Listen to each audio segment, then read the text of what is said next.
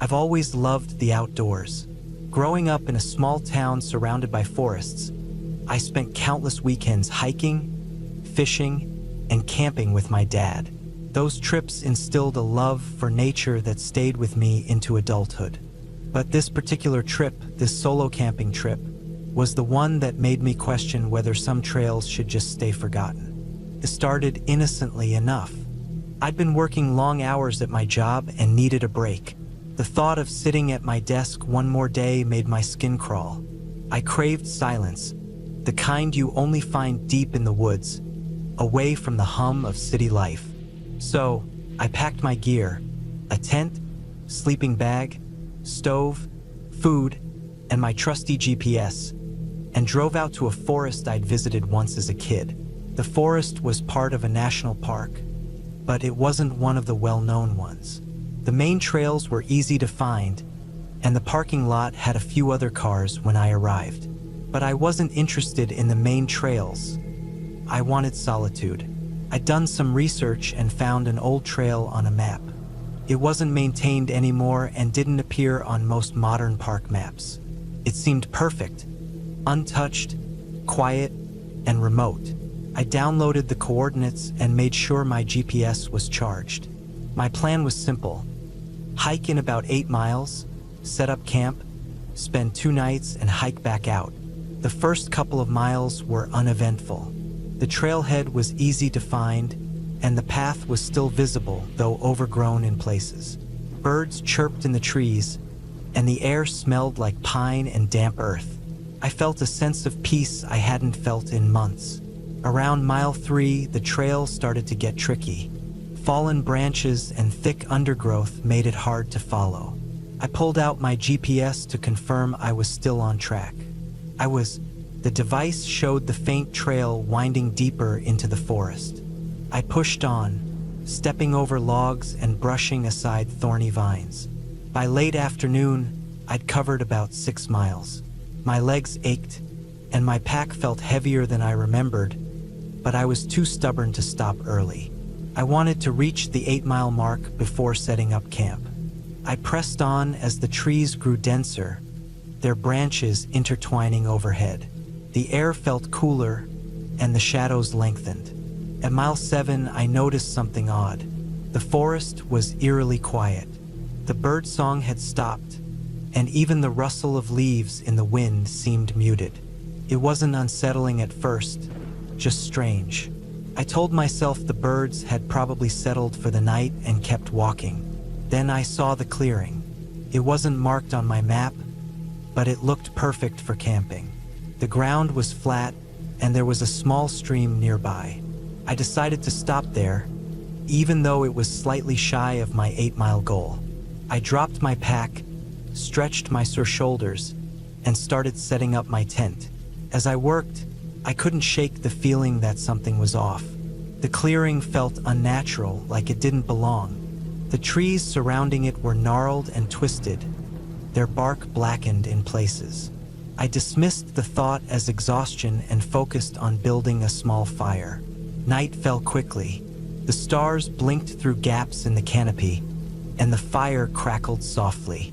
I ate a simple meal and settled into my sleeping bag, listening to the stream gurgling nearby. But sleep didn't come easily. The silence pressed down on me, making every little noise, every snap of a twig, every rustle of leaves, seem magnified. At some point, I must have drifted off because I woke up to the sound of something outside my tent. It wasn't loud, just a faint rustling, like someone or something was moving through the undergrowth. My heart pounded as I lay still, straining to hear. The sound stopped, and I told myself it was probably a deer or a raccoon. Morning brought a sense of relief. The sunlight streaming through the trees made the clearing seem less sinister. I packed up and decided to explore a bit before heading back.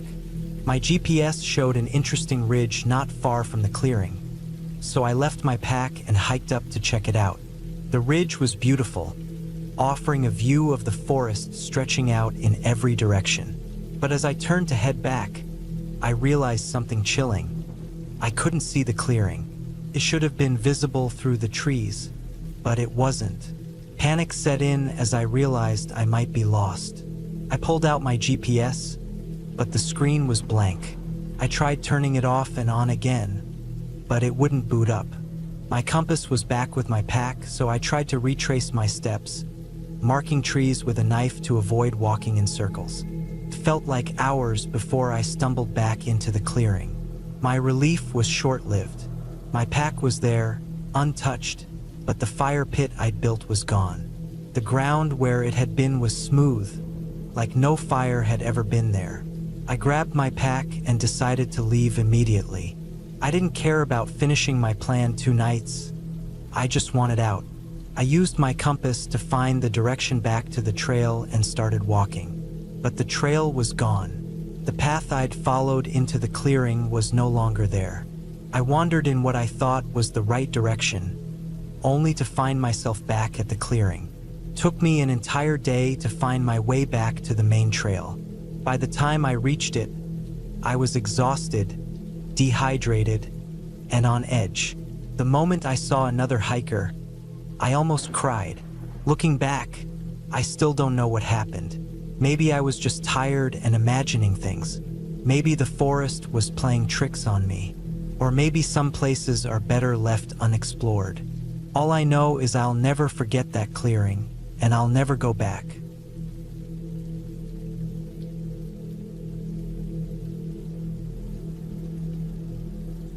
I had always considered myself an experienced camper. Over the years, I'd spent countless nights outdoors, from the well-trodden trails in Vermont to secluded alpine meadows in Switzerland. Camping was my way of disconnecting, a chance to breathe in the crisp air and hear nothing but the whisper of the wind and the occasional rustle of leaves. But nothing could have prepared me for that trip, a trip that would make me question my skills and my judgment. It was late September when I decided to camp alone in a remote forest about 3 hours from the nearest town. The location was perfect. No marked trails, no cell service, and no chance of running into other people. It wasn't recklessness that drove me there, but a desire for solitude. The summer crowds had died down, and I was eager to enjoy the wilderness in its rawest form. I spent a week planning the trip. My backpack was loaded with everything I thought I'd need. A sturdy tent, a sleeping bag rated for cold weather, plenty of food, a water filter, a first aid kit, and a compact stove. I also carried a good knife and a flashlight with extra batteries. Even though I knew the area was teeming with wildlife, I wasn't particularly worried. Black bears were known to wander around, but encounters were rare if you followed the basic rules of camping. The drive to the forest was uneventful. The last stretch was a narrow, winding dirt road that seemed more like a forgotten logging trail than an actual path. When I finally reached the end, the sun was already low in the sky, casting long shadows across the dense trees. I parked my car at the edge of the woods, shouldered my pack, and set off.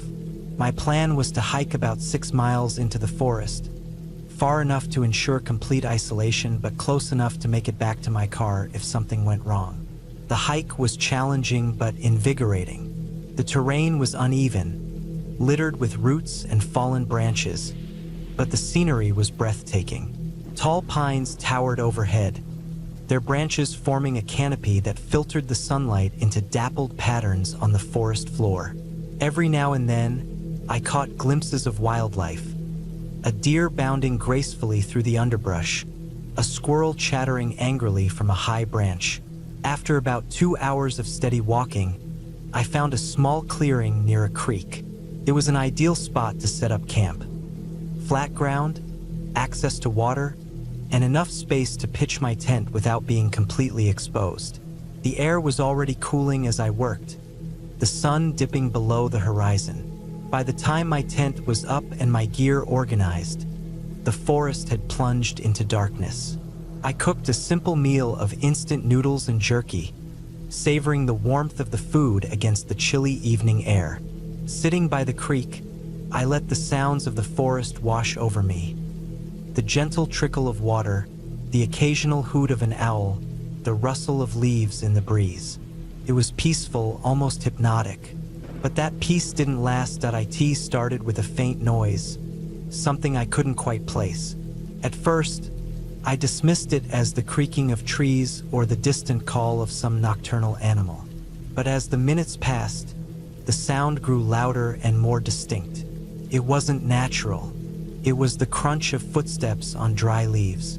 I froze, every muscle in my body tensing. My mind raced through the possibilities. Could it be another camper? Unlikely, given how remote this area was.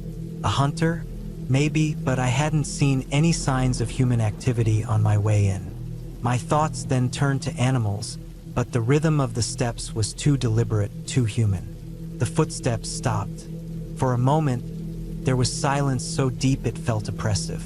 Then, I heard it again, a slow, deliberate crackling, this time closer. My hand instinctively went to my knife, but I didn't draw it. Instead, I strained my ears, trying to pinpoint the source of the sound. The darkness made it impossible to see anything beyond the faint outline of the trees. My flashlight was in the tent, just a few feet away, but it might as well have been miles. I didn't dare move. The sound stopped again, replaced by an eerie stillness that made the hair on the back of my neck stand up. For what felt like hours, I sat there, every nerve on edge. The forest seemed alive with unseen eyes, the shadows shifting and twisting in ways that defied logic. My mind played tricks on me, turning every sound into a threat. I told myself to breathe, to stay calm, but the weight of the unknown pressed down on me like a physical force. Eventually, the sounds faded, and the forest returned to its natural rhythm. I didn't relax, though. Instead, I forced myself to move, crawling into my tent and zipping it shut. I didn't bother with my sleeping bag. Instead, I sat upright, knife in hand, listening for any hint of movement. The hours dragged by, each minute an eternity.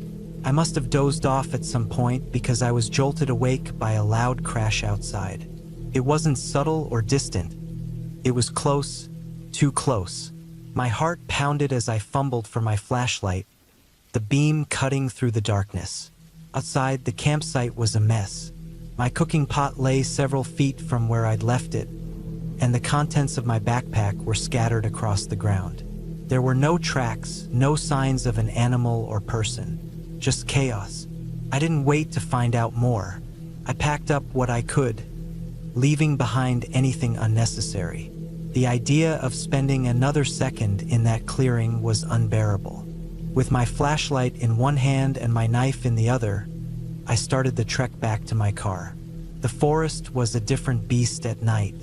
Every shadow seemed to move, every sound amplified by the silence. I walked as quickly as I dared, my eyes darting around, my ears straining for any sign of pursuit. The trail I had followed earlier was harder to find in the dark, but I didn't care. My only goal was to put as much distance as possible between me and that clearing. Hours later, just as dawn began to break, I stumbled out of the woods and into the small clearing where I'd parked my car. I threw my gear into the back seat and started the engine, the sound of it roaring to life a relief like no other. As I drove away, the forest seemed to close in behind me, swallowing the road and the nightmare I was leaving behind. Even now, I can't explain what happened that night. Maybe it was an animal, curious and clumsy. Maybe it was another person, though the thought of someone stalking me in the middle of nowhere is almost too terrifying to consider. All I know is that I've never camped alone since. The wilderness is beautiful, but it has its own rules, its own dangers. That night, I learned just how small and vulnerable I really am.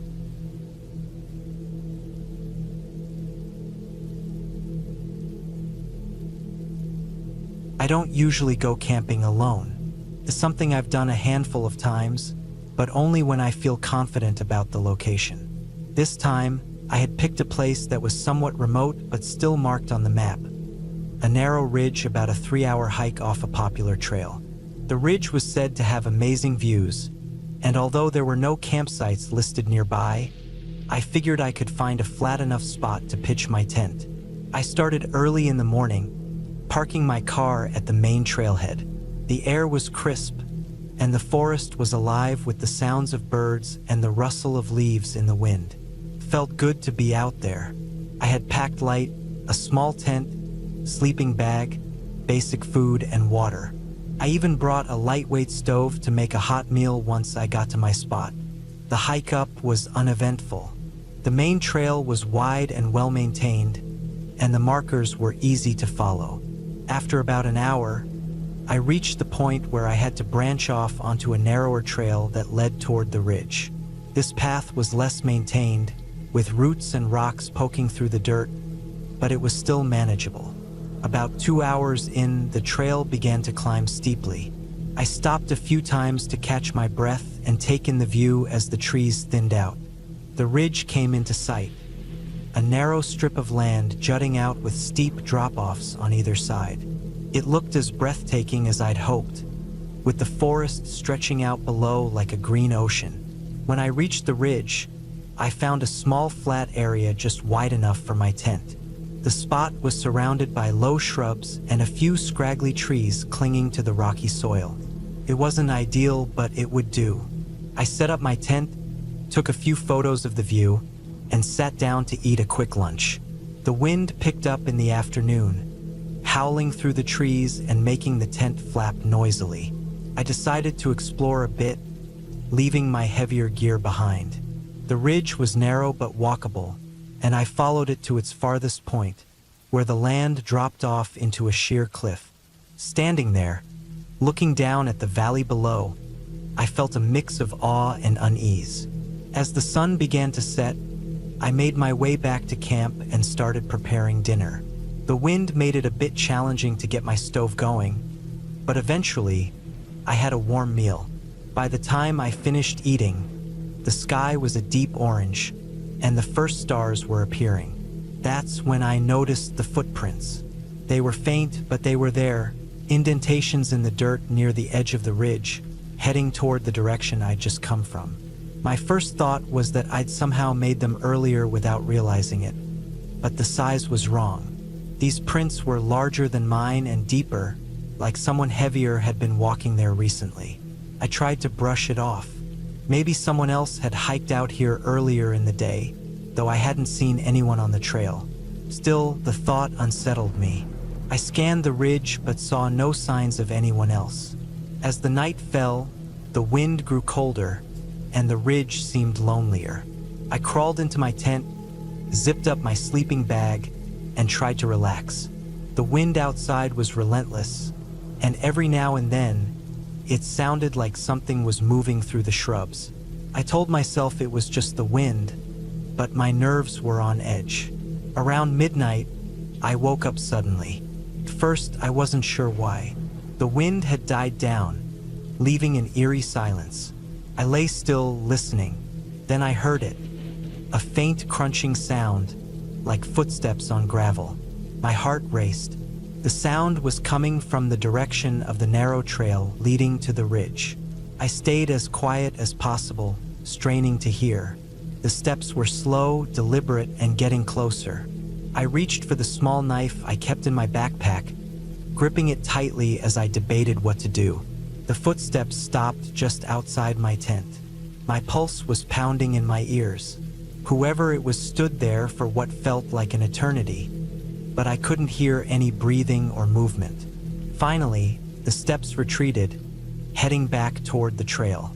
I waited until I was sure the person, or whatever it was gone before unzipping the tent just enough to peek out. The ridge was empty. I didn't sleep for the rest of the night. I stayed huddled in my sleeping bag, knife in hand, jumping at every sound. The first light, I packed up my gear as quickly as I could. The peaceful solitude I had enjoyed the day before was gone, replaced by an overwhelming urge to leave. As I hiked back down the ridge, I kept glancing over my shoulder, half expecting to see someone following me. When I reached the main trail, I felt a wave of relief. There were other hikers nearby, and the presence of people made me feel safer. I hurried back to my car, eager to put as much distance as possible between me and that ridge. It wasn't until I got home and unpacked my gear that I found the note. It was crumpled up at the bottom of my backpack, written on a scrap of paper in messy handwriting. "Don't come back. I don't know who left it or how they got into my backpack, but I haven't been camping alone since."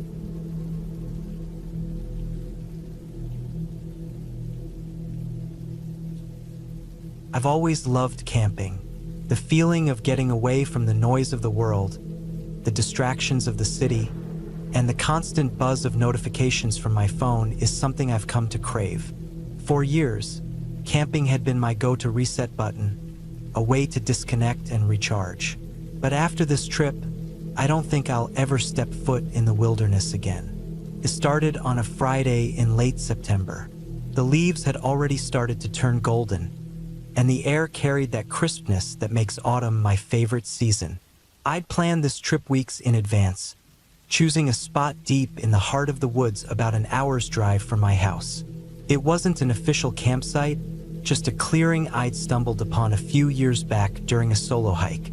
It was remote, quiet, and far enough off the beaten path that I could count on not seeing another soul for days.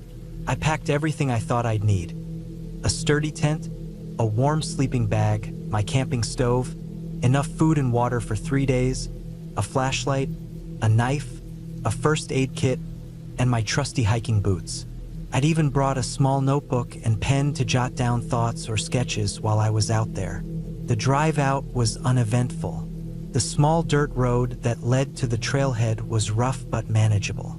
I parked my car under a canopy of trees, locked it up, and strapped on my backpack. The hike to the clearing was about 4 miles, mostly uphill, but I'd done it a dozen times before. The familiarity of the trail was comforting, even as the towering trees and dense underbrush seemed to close in around me. By the time I reached the clearing, the sun was just beginning to dip below the horizon. The sky was a mix of pinks and oranges, casting long shadows across the forest floor. I set up my tent in the middle of the clearing, positioning it so that the entrance faced east, where the morning sun would rise. The process of setting up camp felt automatic. Pitch the tent, unroll the sleeping bag, arrange the cooking gear. It was a rhythm I'd perfected over years of camping. Dinner was a simple affair: a freeze-dried pasta dish rehydrated with boiling water. As I ate, I listened to the sounds of the forest, the chirping of crickets, the rustling of leaves in the breeze, the occasional hoot of an owl. It was peaceful, the kind of peace you can only find far from civilization. The first night passed without incident. I woke up with the sun, the pale light filtering through the thin fabric of my tent. After a quick breakfast, I decided to explore the area. I'd wandered these woods before, but there were still plenty of nooks and crannies I hadn't seen. With a small day pack and a bottle of water, I set off, leaving my campsite behind. The forest was alive with the sounds of nature. Birds chirped high in the canopy, squirrels darted between trees, and the occasional deer bounded away at the sound of my footsteps. I followed no particular path, just letting my curiosity guide me. Around midday, I stumbled upon a small stream. The water was clear and cold, and I paused to fill my bottle and splash some on my face. That's when I noticed it. At first, it was just a faint smell, something sour and metallic. I thought maybe it was a dead animal nearby, a deer or raccoon that had succumbed to the elements. But as I moved upstream, the smell grew stronger. It wasn't just decay. It was sharp, almost chemical, like rusted iron mixed with damp earth. Then I saw the first sign: a shoe partially buried in the mud near the edge of the stream. It was old and weathered, its laces frayed and its sole split. It looked like it had been there for years, forgotten and out of place. I stared at it for a moment, debating whether to pick it up. Something about it unsettled me, so I left it where it was and continued upstream. The smell only got worse. About 20 yards from the shoe, I found what was left of a fire pit. Charred logs arranged in a crude circle, blackened rocks scattered around it. Nearby, there were scraps of fabric, faded and torn, tangled in the underbrush. And then there were the bones. At first, I thought they were from an animal. Small, bleached white, scattered across the ground. But as I looked closer, my stomach churned. These weren't animal bones. They were human. My first instinct was to turn back, to run as fast as I could back to my campsite, pack up, and get the hell out of there. But my legs felt rooted to the ground, my mind racing to make sense of what I was seeing. Who had been here? What had happened to them? I forced myself to move, backing away slowly until I was a safe distance from the fire pit. My heart was pounding, my breath coming in short, shallow gasps. I glanced around, suddenly hyper-aware of every sound, every movement in the forest. The once peaceful rustling of leaves now felt sinister, as if the trees themselves were watching me. I made my way back to the clearing as quickly as I could, every step fueled by a growing sense of unease. When I reached my campsite, I collapsed onto the ground, my mind still reeling. For a while, I just sat there, staring at the trees, trying to decide what to do. Leaving immediately seemed like the obvious choice, but the sun was already sinking lower in the sky. Hiking out in the dark would be dangerous, especially on an unmarked trail. I decided to stay one more night, but I kept my knife within arm's reach and my ears tuned to every sound outside my tent. That night, sleep didn't come easily. I lay in my sleeping bag, staring at the ceiling of my tent, listening to the forest. Every crack of a branch, every rustle of leaves, sent a jolt of adrenaline through my body. I couldn't shake the feeling that I wasn't alone. At some point, I must have drifted off because I woke to the sound of something moving outside my tent. It was faint, just the soft crunch of leaves, but it was enough to snap me awake. My hand closed around the handle of my knife, and I lay perfectly still, straining to hear more. The sound came again, closer this time. My heart was racing, every muscle in my body tense. I considered shouting, trying to scare off whatever, or whoever, was out there, but fear kept me silent. Then, just as suddenly as it had started, the sound stopped. The silence was deafening, every second stretching into an eternity. I didn't move, didn't breathe, until the first light of dawn began to filter through the fabric of my tent. When I finally emerged, the clearing was empty. There were no signs of anyone or anything having been there during the night. But I didn't wait to find out if they'd come back. I packed up my gear as quickly as I could and started the hike back to my car. The walk back felt much longer than 4 miles. Every sound, every shadow put me on edge. By the time I reached my car, I was drenched in sweat and nearly shaking. I drove straight to the nearest ranger station and reported what I'd found. The rangers took me seriously, asking detailed questions about the location and what I'd seen. They assured me they would investigate, but I didn't stick around to find out what they discovered.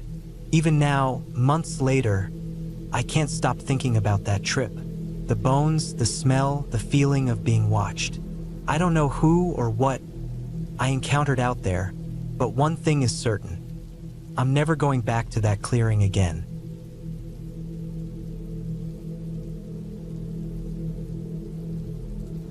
I've always been the kind of person who enjoys solitude. It's not that I don't like people. I do. But there's something peaceful about being alone in nature. I've taken plenty of solo camping trips before, and nothing ever happened that made me second-guess my decision to go off on my own. That changed during one trip last summer. I decided to head out to a national forest a few hours from my home. It wasn't a particularly popular spot, which is exactly why I chose it. Most people went to the campsites closer to town with amenities like bathrooms and running water, but I wanted a more remote experience. I packed my gear, including enough food and water for a few days, and drove out to the trailhead early in the morning. The hike to the campsite I'd chosen wasn't too difficult, about 5 miles through dense forest. The trail was well marked, and though I didn't see another person, I could tell it was maintained regularly.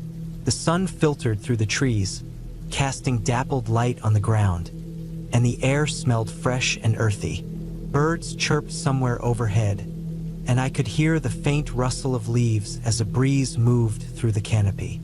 I reached the campsite by mid-afternoon. It was a small clearing surrounded by tall pines, with a fire ring made of stones someone had arranged long ago. A stream ran nearby, its gentle babbling providing a soothing background noise.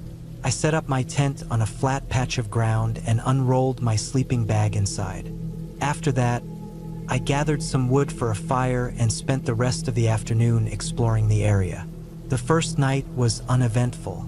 I cooked a simple dinner over the fire, read a book by the light of my headlamp, and then crawled into my tent. The forest was quiet except for the occasional hoot of an owl or the rustling of small animals in the underbrush. I fell asleep quickly, feeling safe and content. The next day, I decided to hike a bit farther into the forest. I'd seen a rough trail leading deeper into the woods, and curiosity got the better of me. I packed some snacks and water and followed the trail for a few hours. It was narrower than the main trail and clearly less used, but it was easy enough to follow. The trees grew thicker the farther I went, their branches intertwining overhead and blocking out much of the sunlight. As the hours passed, I noticed an odd feeling creeping over me. At first, I couldn't put my finger on it, but then I realized it was the absence of sound. The birds had stopped chirping, and even the breeze seemed to have stilled. The forest felt unnaturally quiet, and it made me uneasy. I decided it was time to head back. Turning around, I retraced my steps, but the sense of unease didn't leave me. Every so often, I stopped and looked over my shoulder, convinced I was being watched. I didn't see anyone, but the feeling persisted. When I finally got back to my campsite, the sun was lower in the sky, casting long shadows across the clearing. I tried to shake off the uneasy feeling by busying myself with tasks, collecting more firewood, boiling water for dinner, but it lingered. That night, as I lay in my tent, I couldn't fall asleep. Every little noise made me tense up, and I kept imagining someone, or something, lurking just beyond the light of my dying fire. The third day, I decided to cut my trip short. I couldn't explain it, but something about the forest felt off. It wasn't the peaceful retreat I'd hoped for. Instead, it felt oppressive, almost hostile. I packed up my gear and started hiking back to the trailhead. About halfway back, I noticed something strange. The trail, which had been so clear on my way in, seemed different. Branches had fallen across it in places, and patches of undergrowth made it harder to follow. I began to doubt myself, wondering if I'd somehow taken a wrong turn. But when I checked my map and compass, they confirmed I was on the right path. I pressed on, but the feeling of being watched returned, stronger than before. I started to hear noises, branches snapping, leaves rustling. And though I told myself it was just the wind or animals, it didn't feel right. Then I saw it. A single boot print in the mud, larger than my own and clearly fresh. My heart raced as I stared at it. I hadn't seen anyone else since I arrived, and the thought that someone might be out here, silently following me, was terrifying. I quickened my pace, glancing over my shoulder every few minutes. The noises continued, sometimes closer, sometimes farther away, but always there. The forest felt darker, the trees looming taller, and I couldn't shake the feeling that I was being herded, pushed toward something or someone. By the time I reached the trailhead, the sun was setting. My car was the only one in the parking lot, just as it had been when I arrived. I threw my gear into the back seat and locked the doors before starting the engine. As I drove away, I glanced in the rearview mirror, half expecting to see someone step out of the trees. But there was nothing. It wasn't until I was safely home that I allowed myself to relax. I unpacked my gear and tried to process what had happened. The boot print, the noises, the feeling of being watched. It could all have been a coincidence, my imagination running wild in the isolation of the forest. But even now, months later, I can't shake the feeling that I wasn't alone out there. That trip changed the way I think about camping. I still love the outdoors, but I'm more cautious now. I stick to well-traveled trails and avoid going alone. The forest is beautiful, but it's also vast and indifferent, and sometimes it's better to respect its mysteries than to try to understand them.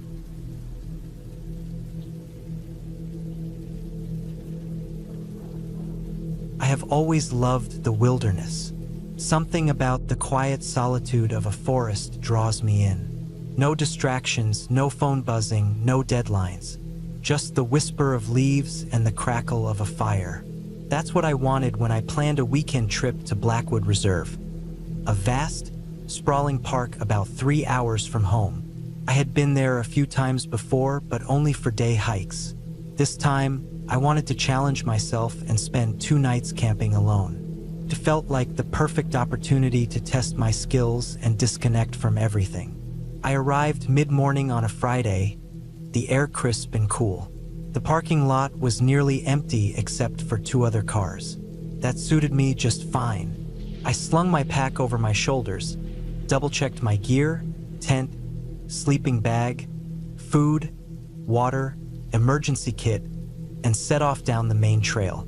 The hike to my planned campsite was about 6 miles. The first half of the trail was wide and well-maintained, winding through dense evergreens and the occasional clearing.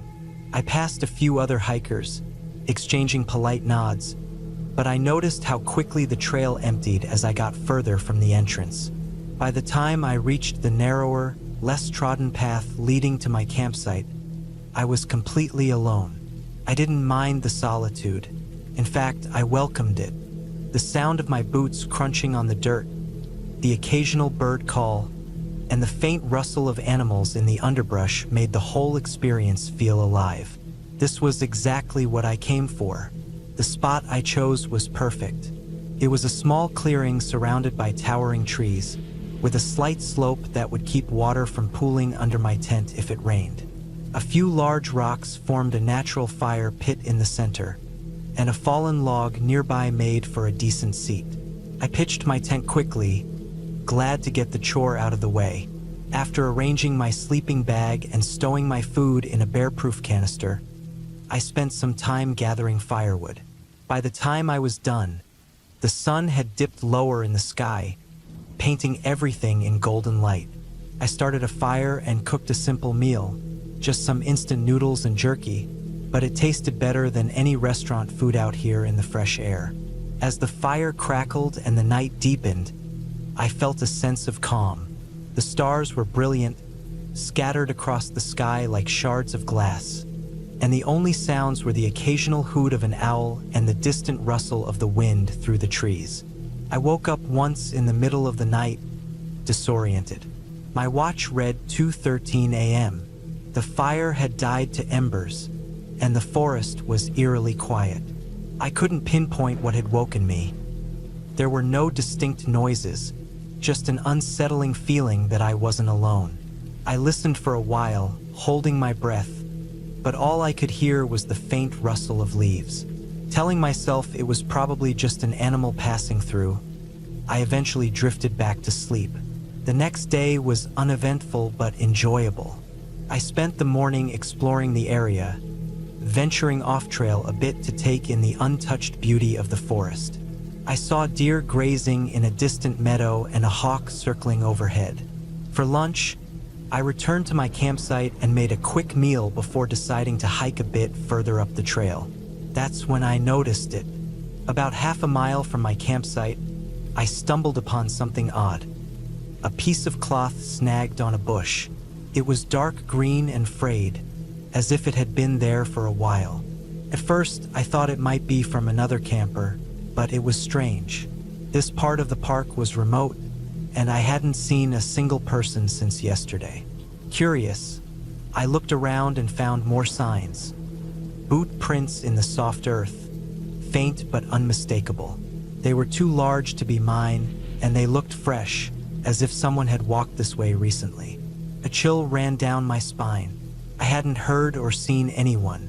Why would someone be wandering out here, away from the main trail? I told myself not to overthink it.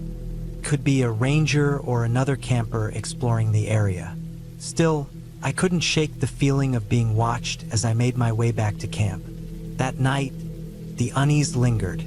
I double-checked my gear, making sure my knife was within reach and my food was secured far from my tent to avoid attracting animals. I even piled extra wood on the fire, hoping the flames would ward off whatever or whoever was out there. Sleep didn't come easily. Every snap of a twig, every rustle of leaves, made me tense.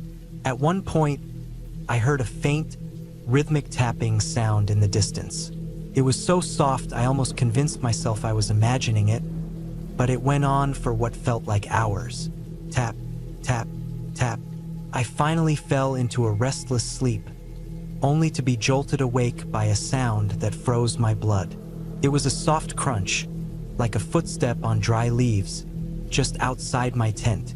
My heart pounded as I lay completely still, straining to hear. Another crunch followed, then another. Whoever or whatever it was, they were moving slowly, deliberately. I grabbed my knife, gripping it tightly as I tried to steady my breathing. The footsteps stopped, replaced by the faint sound of breathing. It was close, just on the other side of the thin nylon wall. My mind raced. Should I yell? Stay silent? Run? The breathing continued for a few agonizing moments before the footsteps resumed, moving away this time. I waited, listening until the forest was silent again. When dawn broke, I stepped out of my tent cautiously, knife still in hand. The fire had burned out completely, and the clearing looked undisturbed at first. Then I saw them, footprints. They circled my tent, the impressions deep and deliberate, as if someone had walked around it multiple times. I felt sick. This wasn't an animal. Someone had been here watching me while I slept. I packed up camp in record time, adrenaline fueling my movements. As I hiked back to the main trail, every snap of a twig or rustle of leaves made me jump. I kept looking over my shoulder, half expecting to see someone following me. When I reached the parking lot, I almost cried with relief. My car was untouched, and there were a few more vehicles than when I arrived. I quickly loaded my gear and started the engine, eager to put as much distance as possible between me and the forest. As I drove away, I couldn't shake the feeling of being watched. Even now, weeks later, the memory of those footprints and the sound of breathing haunts me. I still love the wilderness, but I haven't camped alone since that trip. Sometimes when I lie awake at night, I wonder who or what was out there in Blackwood Reserve, and more importantly, what they wanted.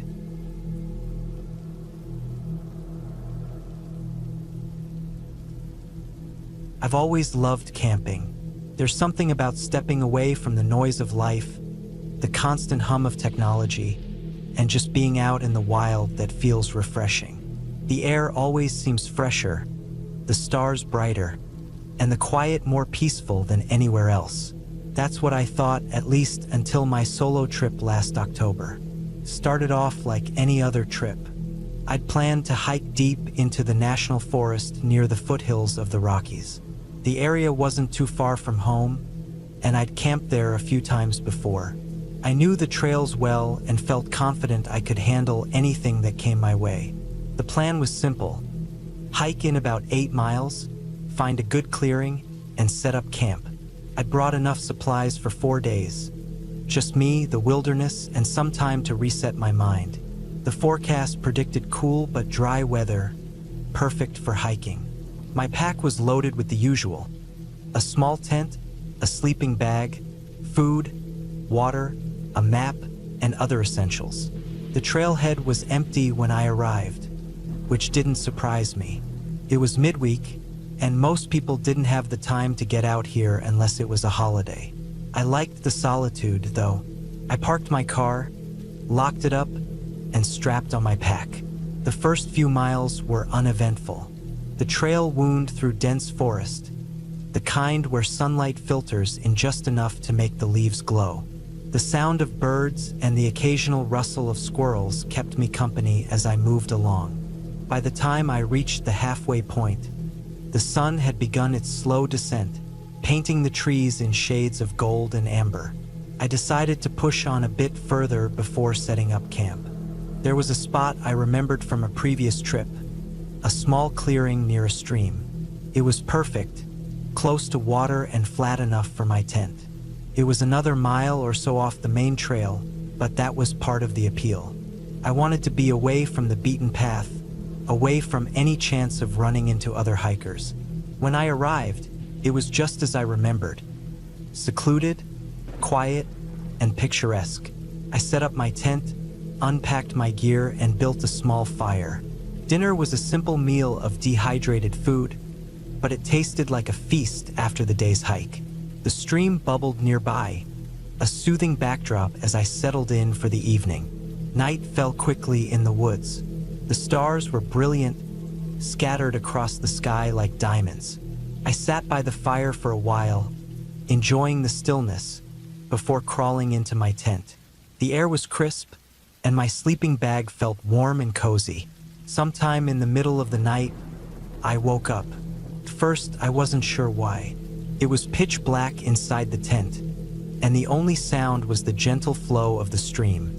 Then I heard it, a faint rustling, just outside. I froze, my mind immediately racing through possibilities. Could have been a deer or maybe a raccoon. Animals weren't uncommon this far out, and they usually kept to themselves. Still, the sound put me on edge. I stayed perfectly still, straining my ears. The rustling grew louder, closer. It wasn't the random scuffle of an animal foraging. This sounded deliberate, like someone or something was moving carefully through the underbrush. My heart pounded in my chest as I fumbled for my flashlight. When I finally clicked it on, the beam cut through the darkness like a knife. I unzipped the tent just enough to peek outside. The fire had burned down to embers, casting a faint orange glow over the clearing. The beam of my flashlight swept across the trees, but I didn't see anything. The rustling had stopped. For a while, I sat there, flashlight in hand, listening. The night seemed to hold its breath. After what felt like an eternity, I convinced myself it was nothing, just an animal passing through. I zipped the tent back up and lay down, though sleep didn't come easily. The next day, I tried to shake off the unease. The sun was up, the forest alive with sound, and everything felt normal again. I told myself not to let my imagination ruin the trip. After breakfast, I decided to explore a bit, following the stream upstream to see where it led. The hike was beautiful. The stream wound through the forest, its clear water glinting in the sunlight.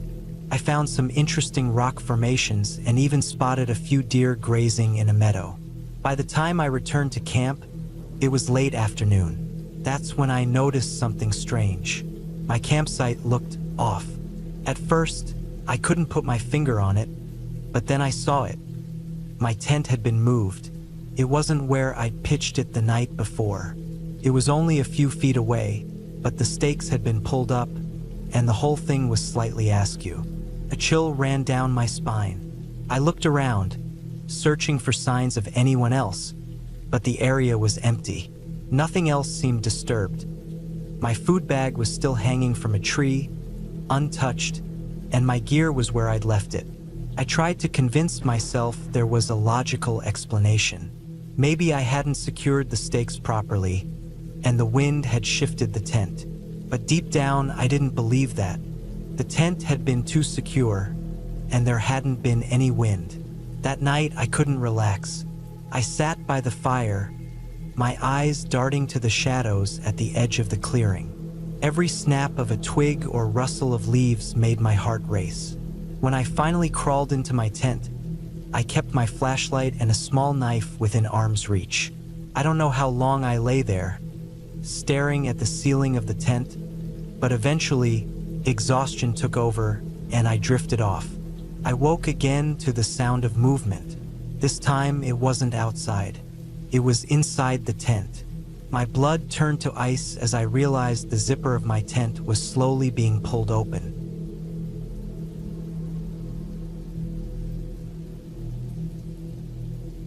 I've always been drawn to the solitude of the wilderness. Camping was my way of escaping the daily grind, a chance to unwind and breathe the crisp, clean air far from the noise of the city. I'd camped dozens of times before, often solo, and I prided myself on being prepared and cautious. This trip was no different, or so I thought. I chose a spot deep in the woods, far off the beaten path. The area wasn't part of a designated camping ground, but I'd done my research. The forest was dense, crisscrossed by old logging roads long forgotten by most people. I packed my gear: a sturdy tent, a sleeping bag rated for cold temperatures, a portable stove, food for several days, plenty of water, and a reliable GPS device. I even carried a small first aid kit and a whistle just in case. I like to think of myself as cautious, but not paranoid. I parked my car at the end of a rough dirt road and hiked about 4 miles to the clearing I'd scouted online. It was perfect, a small grassy patch surrounded by tall pines, with a stream trickling nearby for water. The air was cool and fresh, with a faint pine scent that always reminded me of why I loved being out here. I pitched my tent, set up my stove, and started preparing for the evening. It felt good to be away from everything, with nothing but the sounds of the forest and the occasional rustle of wind through the trees. The first night was uneventful. I cooked a simple meal, read a bit by the light of my headlamp, and fell asleep to the gentle sound of the stream. The only disturbance was a raccoon that sniffed around my campsite in the early hours, but it scurried off once it realized my food was stored in a bear canister. The next day, I explored the area. The forest was beautiful, untouched and wild. I followed the stream uphill, marveling at how clear and cold the water was. Occasionally, I'd spot deer tracks or hear the faint flutter of birds in the canopy above. I didn't see another soul all day, which was exactly what I wanted. That evening, as the sun dipped below the horizon, I started to feel a subtle change in the atmosphere. The forest seemed quieter than usual, the kind of quiet that makes you hyper-aware of every little sound. I brushed it off as my imagination, the product of being alone in an unfamiliar place. After all, I'd camped in remote areas before, and the isolation always brought a certain eeriness with it. After dinner, I decided to stargaze for a while. The sky was stunning, a tapestry of stars that seemed brighter than I'd ever seen. But as I lay there, I couldn't shake the feeling that I was being watched. It wasn't a specific sound or sight that triggered it, just an instinctual sense that something wasn't right. I sat up, scanned the tree line with my flashlight, and saw nothing unusual. Telling myself it was just my nerves, I crawled into my tent and zipped it shut. I didn't sleep well that night. I kept waking up to faint noises, twigs snapping, the soft rustle of leaves. I told myself it was animals, maybe a deer or even a fox, but deep down I wasn't convinced. At one point, I thought I heard footsteps, deliberate and slow, just outside the tent. My heart pounded as I held my breath, straining to listen. The sound stopped, and after a long stretch of silence, I drifted back into a restless sleep. The next morning, I found something that made my stomach drop. Near the edge of the clearing, in the damp soil, were footprints. Human footprints. They weren't mine. I'd been wearing boots, and these were barefoot, the toes clearly defined. They looked fresh, too, the edges sharp and unweathered. I felt a chill run down my spine as I stared at them. Who else would be out here walking around barefoot in the middle of nowhere? I tried to stay calm. Maybe it was a hiker who'd wandered through, though it seemed unlikely given how remote the area was.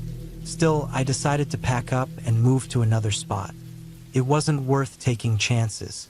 I loaded my gear, checked my GPS for a new location, and hiked about 2 miles deeper into the woods.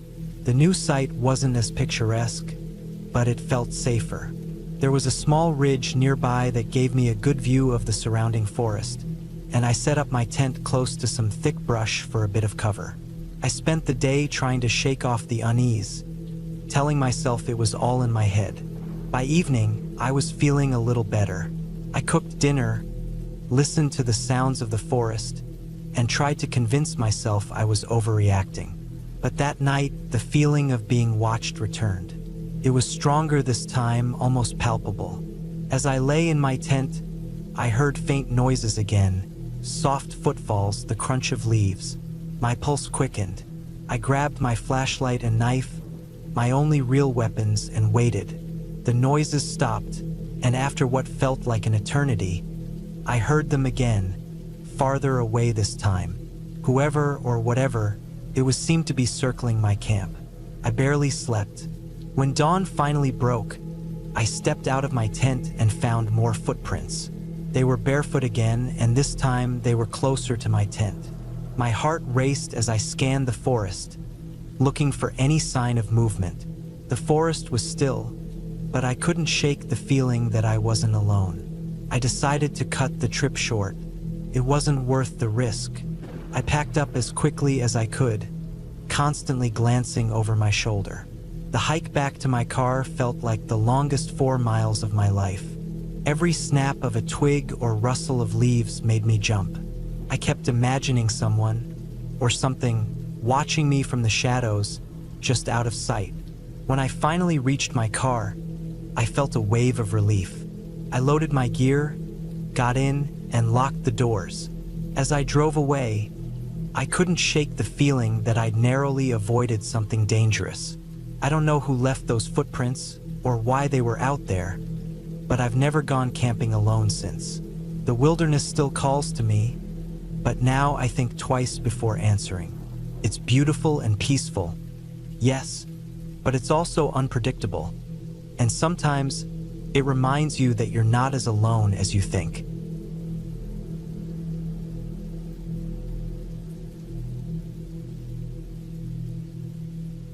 I decided to go on a solo camping trip to clear my head. Life had been overwhelming lately, and the idea of disconnecting from everything for a few days felt like the best way to reset. I picked a spot in a national forest about 3 hours from where I lived. It wasn't a popular camping area, which suited me perfectly. I wanted isolation, not a campground full of noisy people. The drive out there was peaceful, the road winding through dense forests and small towns that seemed untouched by time. I arrived at the trailhead just after noon, parked my car, and loaded up my gear. My backpack was heavier than I'd remembered from my last trip, but I didn't mind. I had everything I needed: a tent, sleeping bag, food, water filter, first aid kit, and a small camping stove. The hike to the site I'd picked was about 5 miles. The trail was narrow but well-marked, winding through tall pines and patches of ferns. The air smelled earthy and clean, and the only sounds were my boots crunching on the dirt and the occasional chirp of a bird. It felt good to be out there, away from the noise of the city. After a couple of hours, I reached a clearing near a small creek. It was perfect. The ground was flat, and there was plenty of space to set up my tent. The creek's gentle burbling added a soothing background noise. I dropped my pack, stretched out my aching shoulders, and got to work. Setting up camp was a routine I knew well. I pitched my tent under a large tree for shade, unrolled my sleeping bag inside, and set up my cooking area a safe distance away. By the time I finished, the sun was beginning to dip lower in the sky, casting long shadows across the clearing. I gathered some wood for a fire, even though I didn't plan to make one that night. It was more of a precaution in case the temperature dropped unexpectedly.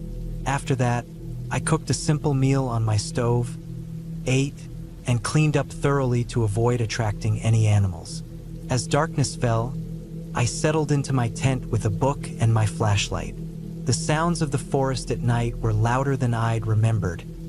Branches creaking, leaves rustling, and the occasional distant howl of a coyote. It was comforting, in a way, like the forest was alive and bustling with its own energy. The first night passed without incident. I woke up early, feeling refreshed and eager to explore. After a quick breakfast, I followed the creek upstream. The terrain was rougher than I'd expected, with large rocks and fallen trees blocking my path, but it was worth it. I found a spot where the creek widened into a small pool, surrounded by moss-covered rocks. I spent the morning there, enjoying the solitude and the cool water. It wasn't until I started heading back to camp that I noticed something odd. There were footprints along the creek bank, fresh ones. They were larger than mine and pointed in the same direction I was heading. At first, I didn't think much of it.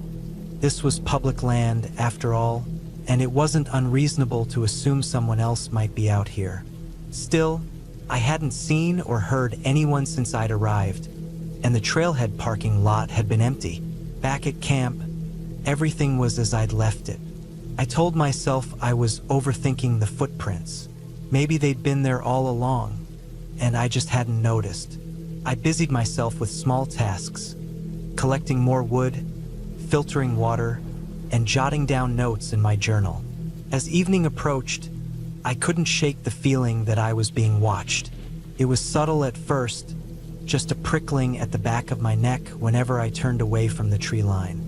I told myself it was paranoia, a natural reaction to being alone in the wilderness. That night, I didn't sleep as well. Every little noise outside my tent made me tense. I'd convinced myself that the forest was teeming with nocturnal creatures, each one more interested in my presence than the last. By morning, I felt drained but determined to stay for the full 3 days I'd planned. Day 3 started uneventfully. I stuck closer to camp, not feeling up for another long hike. By mid-afternoon, I'd begun to relax again, the unease from the previous night fading into the background. That's when I found the rope. It was thin, almost like twine, and tied between 2 trees just beyond the edge of my clearing. It wasn't there the day before, I was sure of it. My stomach dropped. Someone had been in my camp. I looked around, heart pounding, but there was no one in sight. The forest was silent, unnervingly so. I untied the rope and stuffed it into my pocket, unsure of what else to do. The rest of the day passed in a haze of anxiety. I kept expecting someone to step out of the trees, but no one came.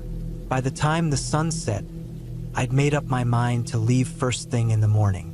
I barely slept that night, lying in my tent with my knife clutched in one hand. Every noise seemed amplified, each creak and snap sending a jolt of adrenaline through me.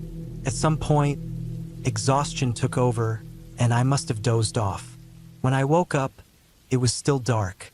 Something wasn't right. My tent felt smaller, like the walls were closer than they should be. I unzipped the door and stepped out, my flashlight cutting through the darkness. My heart stopped. The rope was back, tied between the same 2 trees. I didn't think. I grabbed my pack, threw it over one shoulder, and started down the trail. The forest was pitch black, the beam of my flashlight barely penetrating the thick darkness. My boots thudded against the ground, each step feeling heavier than the last. Every few minutes, I stopped to listen, my breath loud in my ears. There was nothing. No footsteps, no voices, just the oppressive silence of the woods. By the time I reached the trailhead, the first light of dawn was breaking through the trees. My car was still there, untouched. I threw my pack into the trunk, got in, and locked the doors. As I drove away, I couldn't shake the feeling that I was being followed. Every shadow in the rearview mirror looked like a figure, every sound like footsteps. When I finally got home, I checked every door and window, making sure they were locked. I still don't know who was out there or what they wanted, but I haven't been camping alone since.